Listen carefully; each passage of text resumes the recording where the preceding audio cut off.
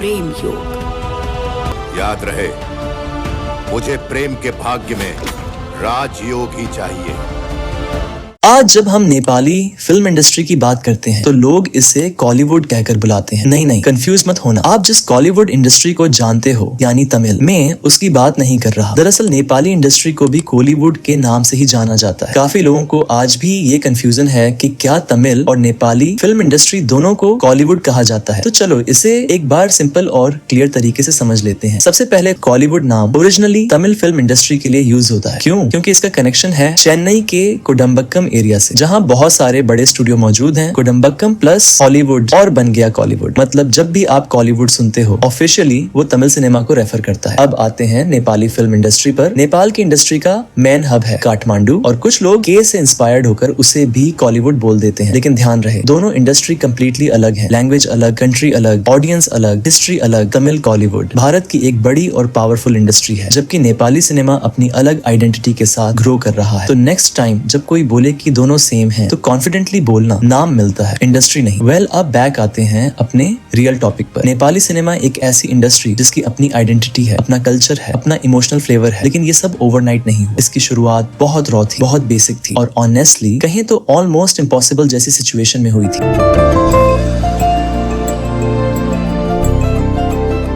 20वीं सदी के शुरुआती दौर में नेपाल में सिनेमा नाम की कोई इंडस्ट्री एग्जिस्ट ही नहीं करती थी। लोग फिल्में देखते जरूर थे, लेकिन वो मोस्टली भारत से इंपोर्ट होकर आती थी, खासकर मुंबई और कोलकाता से। नेपाली ऑडियंस सिनेमा से fascinate तो थी, लेकिन प्रॉब्लम ये थी कि स्क्रीन पर उन्हें अपनी लैंग्वेज, अपनी कल्चर, अपने लोग दिखाई नहीं देते थे। रिप्रेजेंटेशन मिसिंग था। उस समय नेपाल राणा शासन के अधीन था और देश काफी हद तक आइसोलेशन में था। एंटरटेनमेंट कंट्रोल्ड था, एक्सपोजर लिमिटेड था और फिल्म मेकिंग जैसा क्रिएटिव एक्सपेरिमेंट प्रैक्टिकली अलाउड ही नहीं था। लेकिन 1951 में जब राणा शासन खत्म हुआ और नेपाल में डेमोक्रेटिक सिस्टम की शुरुआत हुई, तभी से कल्चरल शिफ्ट शुरू हुआ। देश धीरे धीरे ओपन होने लगा और यहीं से सिनेमा के लिए एक डोर खुला। नेपाल सरकार ने रियलाइज किया कि फिल्म सिर्फ एंटरटेनमेंट नहीं है, बल्कि नेशन बिल्डिंग का पावरफुल मीडियम है। सिनेमा लोगों को एजुकेट भी कर सकता है, इंस्पायर भी कर सकता है और नेशनल आइडेंटिटी को शेप भी दे सकता है। और इसी विजन के साथ एक हिस्टोरिकल कदम उठाया गया। 1964 में रिलीज हुई फिल्म आमा, जिसे नेपाली भाषा की पहली ऑफिशियल फीचर फिल्म माना जाता है। इसे नेपाल सरकार के सूचना विभाग के अंतर्गत बनाया गया था। इस फिल्म के डायरेक्टर थे हीरा सिंह खत्री। आमा सिर्फ एक मूवी नहीं थी, ये एक इमोशनल स्टेटमेंट थी। स्टोरी में मदर सन रिलेशनशिप के साथ पैट्रियोटिज्म का स्ट्रॉन्ग एंगल था। उस समय टेक्निकल इंफ्रास्ट्रक्चर नेपाल में ऑलमोस्ट जीरो था, इसलिए इसकी प्रोसेसिंग भारत में करनी पड़ी। इमेजिन करो, फिल्म नेपाली, कहानी नेपाली, इमोशंस नेपाली, लेकिन पोस्ट प्रोडक्शन बाहर करना पड़ा क्योंकि रिसोर्सेज अवेलेबल ही नहीं थे। लेकिन ऑडियंस रिएक्शन एक्सट्रीमली पॉजिटिव। लोगों ने पहली बार खुद को बिग स्क्रीन पर देखा, पहली बार नेपाली लैंग्वेज थिएटर में गूंजी और वही मोमेंट था जब नेपाली सिनेमा ने अपनी पहली सांस ली।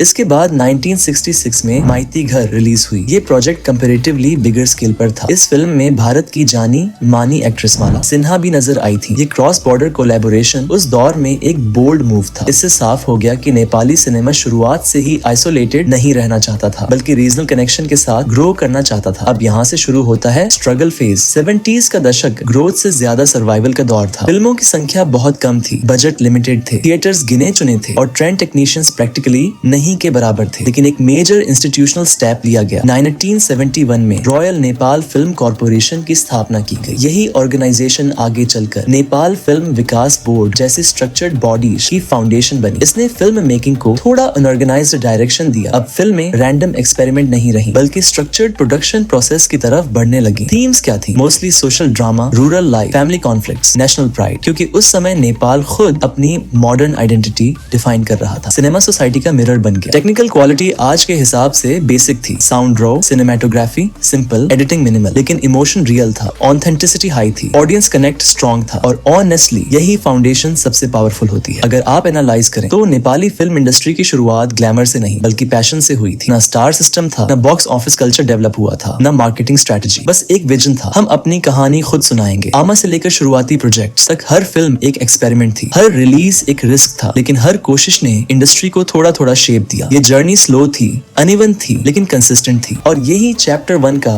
सबसे इंपॉर्टेंट टेकअवे है। नेपाली सिनेमा का जन्म स्ट्रगल से हुआ, लेकिन आइडेंटिटी के साथ हुआ। उस दौर में रिसोर्सेज कम थे, लेकिन कॉन्फिडेंस बिल्ड हो रहा था। इंफ्रास्ट्रक्चर वीक था, लेकिन फाउंडेशन स्ट्रॉन्ग रखी जा रही थी। यहीं से कॉलीवुड की कहानी ऑफिशियली शुरू होती है।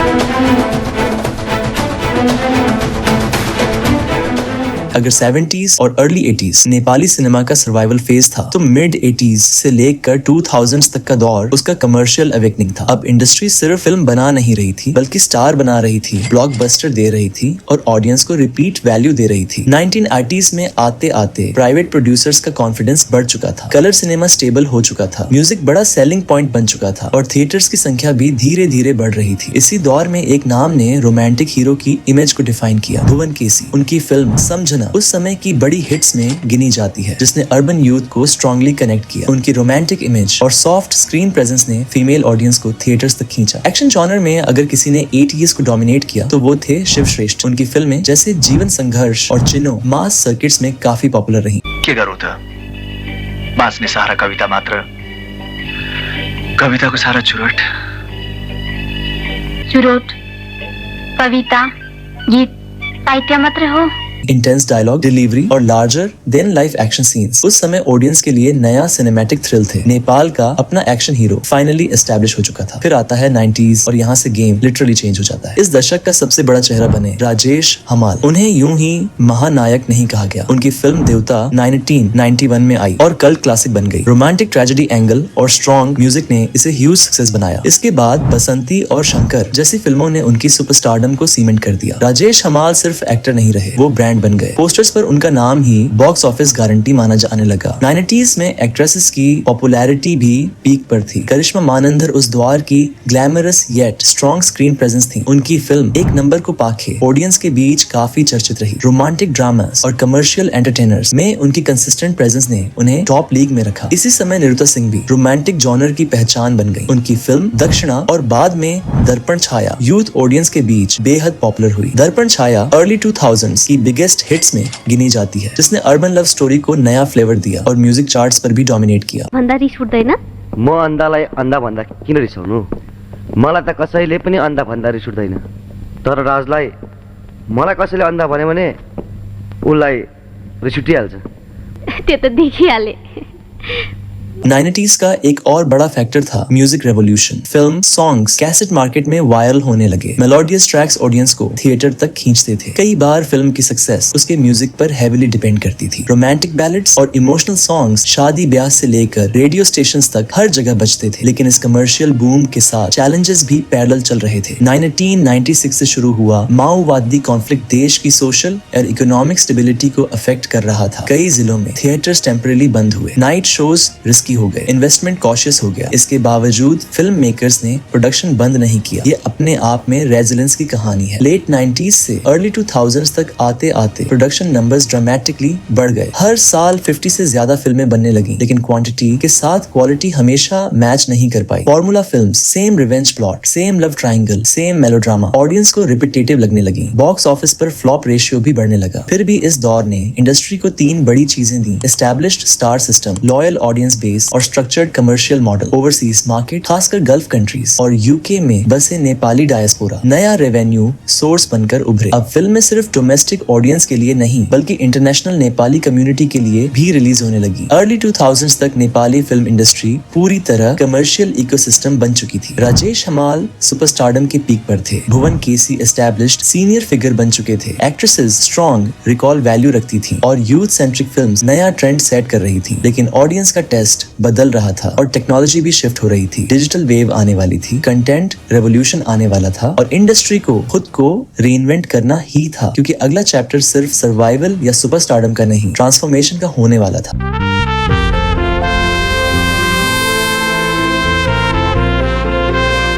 साल 2000 के आसपास नेपाल की फिल्म इंडस्ट्री टेक्निकली एक्टिव थी। हर साल लगभग 70 से 100 फिल्मों तक का प्रोडक्शन होने लगा था। स्टार सिस्टम स्ट्रॉन्ग था। राजेश हमाल अभी भी डोमिनेंट फेस थे। उनकी फिल्म बसंती ने बॉक्स ऑफिस पर सॉलिड बिजनेस किया और अजंबरी नाता जैसी फिल्मों ने उनकी स्क्रीन प्रेजेंस को बनाए रखा। लेकिन प्रॉब्लम ये थी कि स्क्रिप्ट्स रिपीटेटिव होती जा रही थी। ऑडियंस, खासकर अर्बन यूथ, बॉलीवुड और साउथ इंडियन सिनेमा की तरफ अट्रैक्ट होने लगी थी। मल्टीप्लेक्स कल्चर भारत में बूम कर रहा था और उसका इनडायरेक्ट इन्फ्लुएंस नेपाल में भी दिखने लगा। Nepali single screen theatres infrastructure के मामले में पीछे रह गए। Sound quality weak, projection outdated, seating basic, experience comparatively poor था। इसी दौरान 1996 से चल रहा माओवादी इंसर्जेंसी 2000s के मिड तक कंटिन्यू रहा। इसका डायरेक्ट इम्पैक्ट फिल्म बिजनेस पर पड़ा। कई जिलों में थिएटर्स बंद हुए, नाइट शोज रिस्की हो गए, शूटिंग्स रूरल एरियाज में मुश्किल हो गई, प्रोड्यूसर्स सेफ सब्जेक्ट्स चुनने लगे, ज्यादा एक्सपेरिमेंट करने का रिस्क कम हो गया। लेकिन इसी कैओस के बीच कुछ फिल्म्स ऐसी आईं जिन्होंने इंडस्ट्री को रिमाइंड कराया कि कंटेंट अभी भी किंग हो सकता है। 2001 में रिलीज हुई दर्पण छाया, जिसमें निरुता सिंह और यूथ सेंट्रिक कास्ट थी। इस फिल्म ने इमोशनल रोमांटिक स्टोरी टेलिंग को रिवाइव किया। ये फिल्म कमर्शियल सक्सेस बनी और म्यूजिक बेहद पॉपुलर हुआ। कैसेट और सीडी मार्केट में इसके सॉन्ग्स वाइडली सर्कुलेट हुए। इसने साबित किया कि यूथ ऑडियंस को रिलेटेबल लव स्टोरीज चाहिए। भन्दा रिस उठ्दैन? म अन्धालाई अन्धा भन्दा किन रिसाउनु? मलाई त कसैले पनि अन्धा भन्दा रिस उठ्दैन। तर राजलाई मलाई कसैले अन्धा भन्यो भने उसलाई रिस उठिहाल्छ। त्यो त देखिहाले। 2000s के मीड में एक बड़ा शिफ्ट दिखाई दिया। न्यू जनरेशन डायरेक्टर्स एंटर करने लगे। डिजिटल एडिटिंग सिस्टम्स इंट्रोड्यूस हुए। धीरे धीरे एनालॉग से डिजिटल ट्रांजिशन शुरू हुआ। प्रोडक्शन कॉस्ट थोड़ी मैनेजेबल होने लगी। इंडिपेंडेंट फिल्म मेकिंग का कॉन्सेप्ट धीरे धीरे जन्म लेने लगा। 2006 नेपाल के इतिहास में लैंडमार्क ईयर था। सिविल वॉर ऑफिशियली एंड हुआ। पॉलिटिकल ट्रांसफॉर्मेशन शुरू हुआ। मोनार्की का अंत और रिपब्लिक की दिशा में कदम बढ़े। इस सोशल पॉलिटिकल चेंज ने क्रिएटिव सेक्टर को भी नई एनर्जी दी। फिल्म मेकर्स अब सोशल रियलिज्म और कंटेम्पररी इश्यूज एक्सप्लोर करने लगे। 2008 में एक फिल्म आई जिसने लिटरली इंडस्ट्री को झकझोर दिया, कागबेनी। ये मेन स्ट्रीम कमर्शियल टेम्पलेट से बिल्कुल अलग थी। Art house flavour, psychological depth और स्ट्रॉन्ग सिनेमैटिक लैंग्वेज के साथ इस फिल्म ने क्रिटिक्स का अटेंशन खींचा। इंटरनेशनल फिल्म फेस्टिवल्स में भी इसे रिकॉग्निशन मिला। ये संकेत था कि नेपाली सिनेमा ग्लोबल ग्रामर सीखने लगा है। राति जाडो हुन्छ, आज चलाउनुस्, भोलि फर्काउनुस् न। मसँग थलाइदिन, केही छैन। बस एक चीज मात्र छ, म दिन्छु। इसी समय 2008 में ही मेरो एउटा साथी 6 रिलीज हुई। Urban love story, stylish presentation और मॉडर्न रिलेशनशिप डायनामिक्स के साथ ये फिल्म यूथ में बेहद पॉपुलर हुई। इसने मल्टीप्लेक्स ऑडियंस को टारगेट किया और काठमांडू अर्बन मार्केट को सीरियसली टैप किया। 2009 में एक और मेजर टर्निंग पॉइंट आया। लूट की तैयारी शुरू हो चुकी थी। हालांकि रिलीज 2012 में हुई, लेकिन उसका ग्राउंड वर्क लेट 2000s में ही पड़ा। क्राइम जॉनर, रियलिस्टिक डायलॉग और काठमांडू अंडरवर्ल्ड बैकड्रॉप, ये सब इंडस्ट्री के लिए नया था। यंग फिल्म मेकर्स रिस्क लेने को तैयार थे। त्यतिखेरसम्ममा तिमीहरूले आफ्नो काम सकेर ब्याङ्कबाट निस्किसक्नुपर्छ। उता पुलिसहरू चिनालाई खोज्न अल्मलिरहेको हुन्छ, यता हामी काठमाडौँ छोडेर भागिसक्छौँ। क्लियर?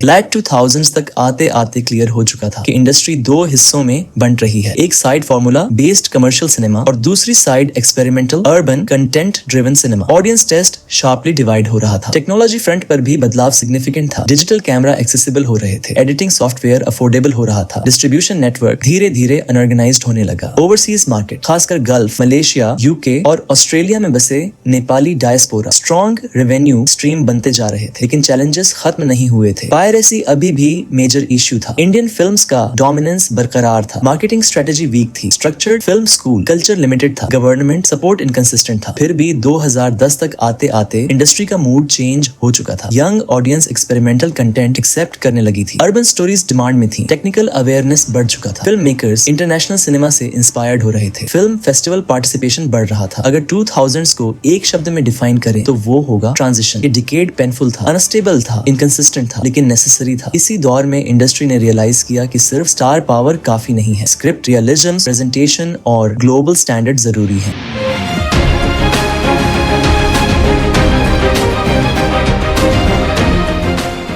2010 के आसपास Nepali film industry technically active तो थी, लेकिन ट्रस्ट क्राइसिस से गुजर रही थी। ऑडियंस को लगने लगा था कि नेपाली फिल्म मतलब same template, same melodrama, same predictable ending. Theatres कई जगह खाली रहने लगे थे। प्रोड्यूसर्स सेफ खेल रहे थे, लेकिन इसी साइलेंस के अंदर एक क्रिएटिव एक्सप्लोजन तैयार हो रहा था। फिर आया 2012 और रिलीज हुई लूट। ये सिर्फ एक क्राइम ड्रामा नहीं थी, ये काठमांडू की स्ट्रीट्स की रॉ एनर्जी थी। Realistic dialogue, dark humour, grounded characters. Audience ने पहली बार महसूस किया कि अरे ये तो हमारी लैंग्वेज है, ये हमारे लोग हैं। फिल्म ने लगभग 5 से 6 करोड़ रुपए का बॉक्स ऑफिस कलेक्शन किया, जो उस समय के हिसाब से बहुत बड़ा नंबर था। इस फिल्म से इंडस्ट्री को समझा दिया कि कंटेंट ड्रिवन सिनेमा भी कमर्शियल हो सकता है। फिर आया 2013 और kabaddi, rural backdrop, simple love story, authentic humour. ये फिल्म स्लीपर हिट बन गई, लेकिन असली धमाका हुआ 2022 में kabaddi for the final match के साथ। इस फिल्म ने लगभग 22 करोड़ रुपए से ज्यादा डोमेस्टिक कलेक्शन किया। फेस्टिव सीजन में थिएटर्स हाउसफुल रहने लगे। जासुकै मर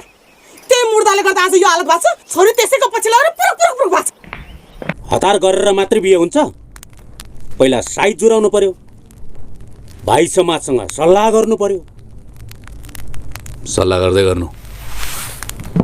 इसी साल यानी 2016 में पशुपति प्रसाद भी आई। इसने लगभग 4 से 5 करोड़ रुपए के आसपास कमाई की, लेकिन उससे भी ज्यादा इम्पैक्ट था इसका कल्चरल इम्पैक्ट। दया हांग राय कंटेंट ड्रिवन सिनेमा का स्ट्रॉन्ग फेस बनकर उभरे। फिर आया 2022 और प्रेम गीत 3। इस फिल्म ने मल्टीलिंगुअल रिलीज स्ट्रेटेजी अपनाई, नेपाली के साथ हिंदी वर्जन भी। वर्ल्ड वाइड कलेक्शन लगभग 40 करोड़ रुपए के आसपास पहुंचा। ये पहली बार था जब किसी नेपाली फिल्म ने इतनी एग्रेसिव इंटरनेशनल रिलीज प्लानिंग की। यहाँ रहा तो सिर्फ एक पल के लिए मरूंगा, पर तुमसे दूर रहा तो पल पल के लिए मरूंगा। ये और आने वाला हर युग तुम्हारा और मेरा युग होगा, प्रेम और गीत का युग। और फिर 2024 गेम पूरी तरह बदल गया। पूर्ण बहादुर को सारंगी ने डोमेस्टिक मार्केट में लगभग 50 करोड़ रुपए से ज्यादा की कमाई की, जबकि वर्ल्ड वाइड कलेक्शन लगभग 75 से 80 करोड़ रुपए के आसपास बताया गया। ये सिर्फ नंबर नहीं थे, ये इंडस्ट्री के लिए माइंडसेट शिफ्ट था। अब बड़े सपने देखना रियलिस्टिक लगने लगा था। इसी दौरान महाजात्रा जैसी फिल्मों ने भी 15 से 20 करोड़ रुपए के आसपास का स्ट्रॉन्ग बिजनेस करके कंसिस्टेंसी दिखाई। अर्बन मल्टीप्लेक्स कल्चर एक्सपैंड हुआ, साउंड सिस्टम्स अपग्रेड हुए, टिकट प्राइसिंग मॉडर्न हुई, overseas screenings UK, Australia, gulf और मलेशिया में रेगुलर होने लगी। लेकिन जर्नी में फॉल भी आया। 2015 का अर्थक्वेक और फिर 2020 में कोविड पैंडेमिक, इन दोनों ने थिएटर्स बंद करा दिए। लगभग 6 से 8 महीने तक रिलीज कैलेंडर ठप रहा। कई फिल्म्स डायरेक्ट ओटीटी या डिले मोड में चली गई। लेकिन पैंडेमिक के बाद जो रिबाउंड आया वो एक्सपेक्टेशन से बड़ा था। 2022 से 2024 का बॉक्स ऑफिस ब्यूम उसी रिवेंज व्यूइंग इफेक्ट का रिजल्ट था। अब 2025 से 2026 की तरह इंडस्ट्री जॉनर एक्सपेरिमेंटेशन की ओर बढ़ रही है। Psychological thriller, historical drama, diaspora stories, big budget action सब प्लानिंग में है। ओटीटी प्लेटफॉर्म्स नेपाली कंटेंट को एक्वायर कर रहे हैं। को प्रोडक्शन मॉडल पर भी बातचीत हो रही है। अगर पूरे 2010 से 2026 फेज को एक लाइन में समझें तो ये रीइन्वेंशन का दौर है। नेपाली सिनेमा अब सर्वाइवल मोड में नहीं है, अब ये कॉन्फिडेंट मोड में है। 5 करोड़ से 50 करोड़ तक का जंप सिर्फ फाइनेंशियल ग्रोथ नहीं, माइंडसेट ग्रोथ है। और अगर यही मोमेंटम बना रहा तो आने वाले ईयर्स में नेपाली सिनेमा सिर्फ रीजनल मार्केट नहीं बल्कि इंटरनेशनल कन्वर्सेशन का भी हिस्सा बन सकता है। वैसे इसके बारे में आपका क्या कहना है, हमें कमेंट करके जरूर बताना। ये सिर्फ फिल्म इंडस्ट्री की कहानी नहीं, ये एक सिनेमैटिक सेल्फ डिस्कवरी की कहानी है। सो गाइस, ये था हमारा नेपाली फिल्म इंडस्ट्री पर एक वीडियो। अगर हमारे से कुछ छूट गया हो तो प्लीज माफ कर देना। और आपको हमारा ये वीडियो पसंद आया हो तो प्लीज एक लाइक और चैनल को सब्सक्राइब जरूर से कर देना। बाकी मैं मिलता हूँ आपको एक और धमाकेदार वीडियो के साथ।